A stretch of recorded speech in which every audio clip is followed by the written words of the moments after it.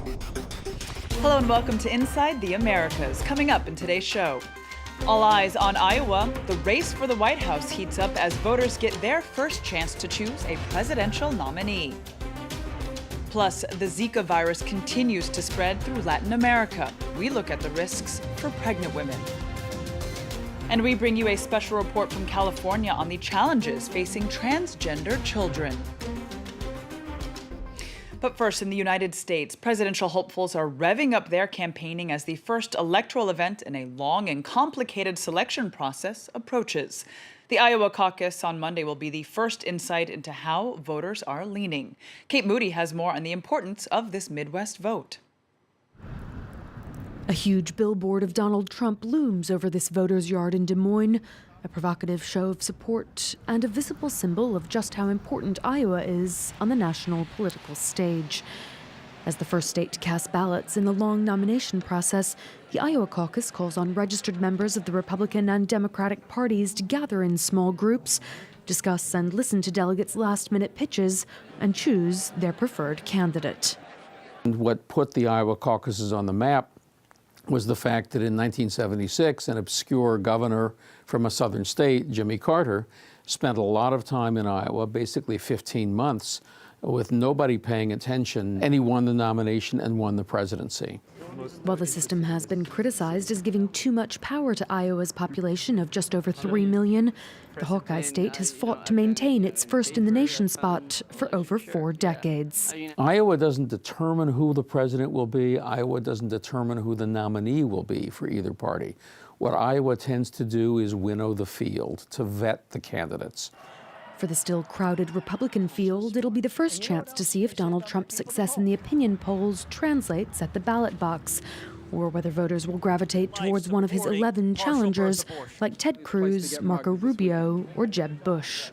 But let me tell you, if each one of you gets 9 others to show up next Monday in caucus, you will have voted 10 times. That is how we win. On the Democrats' side, Hillary Clinton will be trying to pull away from her left-wing challenger Bernie Sanders and the third place, Martin O'Malley. I know some of you are already supporting me, and I thank you. And I know some of you are still shopping. I like to shop, too. Historically, the significance of the Iowa caucus as a predictor of the national race varies dramatically. The Republican winners in 2012 and 2008, Rick Santorum and Mike Huckabee respectively, were unable to convert their early triumphs into momentum towards the party nomination. For others, it's a jumping-off point. Barack Obama claimed an unexpected victory here in 2008, putting himself on the road to the White House. Whichever candidates prevail on Monday will be hoping to gather steam ahead of the New Hampshire primary on February 8th, and not peter out as the grueling months-long selection process continues. Now, when Republican candidate Donald Trump first entered the race, many thought it was a joke. But months later, the joke appears to be on his critics. Trump is leading in polls, and a series of controversies have yet to derail his campaign. The billionaire New Yorker is now looking to connect with conservatives and win over a core group, evangelical Christians. When Donald Trump took the stage at Liberty University, he received a warm welcome from a stadium full of Christian voters. Exactly the demographic he is looking to win over. Evangelical Christians make up around half of all GOP primary voters. With the Iowa caucuses just around the corner, the Republican presidential contender is increasingly professing himself as a man of faith. I'm a Protestant. I'm very proud of it, Presbyterian to be exact. But I'm very proud of it, very, very proud of it. We're going to protect Christianity, and I can say that. I don't have to be politically correct, or we're going to protect it. The private college in Lynchburg, Virginia is an evangelical bastion. Despite Trump's brash attitude, wealth, and celebrity, many students here say they identify with his message. We base our life around biblical foundations, so to have someone representing our country that believes the same is important to us. Are there maybe some better candidates? Possibly, but as far as what we need to defeat those who don't have the best Christian interests in mind, we need Trump to do that, and I think he can. A recent poll showed Trump dominating the field with 42% of evangelical voters. Conservative Texas Senator Ted Cruz trails with 25%. But Trump still has some convincing to do among this crucial group. I do have some concern as I listen to Trump. A lot of what he says resonates with me as an evangelical, but I'm not thoroughly convinced that what he's saying is more than just political talk. It's a tight race between the two frontrunners in Iowa. Strong support from conservative Christians could give Trump the edge he needs to win the state's vote come February 1st. Next, as cases of the Zika virus spread, so too does the concern. The mosquito-borne illness has taken hold in a number of countries in South and Central America. More than 1 million cases have been detected in Brazil alone. While the disease usually has mild symptoms, it can be dramatic for pregnant women and their unborn babies.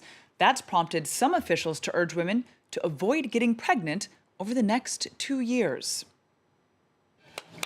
These soldiers are looking for a specific type of suspect, a mosquito. The Aedes aegypti may be small, but it's scaring people across South America. One of the viruses it can carry, Zika, is extremely dangerous. When pregnant women are infected, the virus can spread to their womb and cause birth defects. In the past months, thousands of babies were born with brain damage in South America. Their heads are smaller than normal, a condition known as microcephaly. Pregnant women are trying to protect themselves. My doctor tells me to use insect repellent. I don't think there's much to be done. There's no vaccine, and the only preventive method is to not get bitten. This is the first time the Zika virus infects so many people. It has no cure or vaccine. I've been an infectious disease doctor for 43 years. I've never seen anything like this. Doctors are stressed, mothers are panicking. Some hold on to hope that everything will be all right with their baby. And we have to tell them it won't be. Those who panic when they feel Zika symptoms, like fever and joint pain, can take a test. The only guaranteed way to avoid it is to not get pregnant. Maybe as long as 2 years. That's what the El Salvador government recommends. But in several countries in the region, abortion is illegal and birth rates are high. Bringing them down to 0 seems unlikely. Another option, leaving infected countries. According to scientists, the mosquito is not likely to bite anyone in just 2 destinations in America, Chile and Canada. A generation ago, permanently changing one's gender was considered for adults only. Now, new medical options are allowing children to transition as well. Our correspondents in California take a look at the struggles and choices facing transgender youths and their families. And my favorite dress is this one. This is the story of Maddie, a child born with a girl's brain in a boy's body. People thought I was a boy, but I thought I was a girl. As soon as he turned 2, Maddie's parents noticed there was something different with their son. He was showing preferences for certain colors, pink and purple, and wanting to play with dolls and princess. A situation difficult for them to ignore. After seeing therapist after therapist, the family kept getting the same answer. He is transgender. This is the year that she transitioned. This was her kindergarten year. After contemplating their situation for 3 years, the family made the decision for their son to start his transition. And 5-year-old Matthias officially became Maddie. But how can someone that young know that they were born in the wrong body? Darlene Tando is a therapist. The number of transgender patients she sees has tripled in the last few years. I think kids are aware of their gender by the age of 3 to 5. some kids much earlier. Do we have a medical explanation? The sex organs differentiate at a different time than the brain gender identity is developed. And so sometimes the sex organs can be one way, and then the brain gender identity develops differently later in the womb. The state of California signed into law a measure that requires all public schools to acknowledge and accept the gender identity claimed by every student. Lily is 15. Born a boy, she came out 3 years ago and at the same time decided to change schools. I was afraid I was going to get bullied at my school. On my social media accounts, I'd get a lot of hate messages.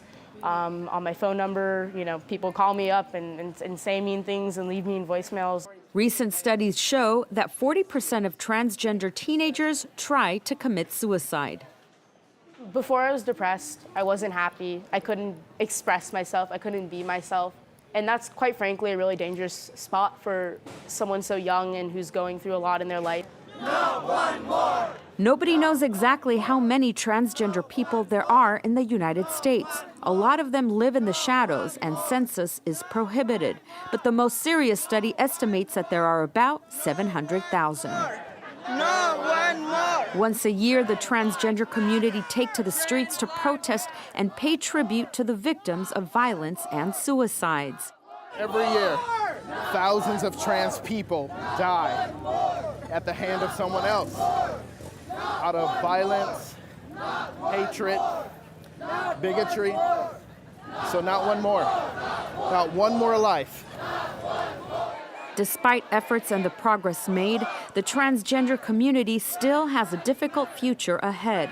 And for them, the only certainty is that although they did not choose to be born a certain way, they are ready to embrace it. Transphobia's got to go ahead. That's all the time we have for this Inside the Americas. Thanks for watching.